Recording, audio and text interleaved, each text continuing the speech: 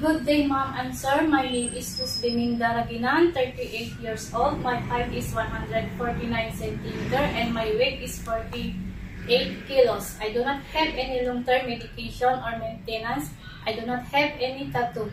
I am married with 2 kids, grade 8 and grade 1. He is a boy and girl.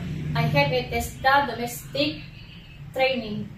I do not have work experience as a domestic helper in Hong Kong, but I have experience in other countries of pay with 2 years and 6 months, 2016 and of 2018.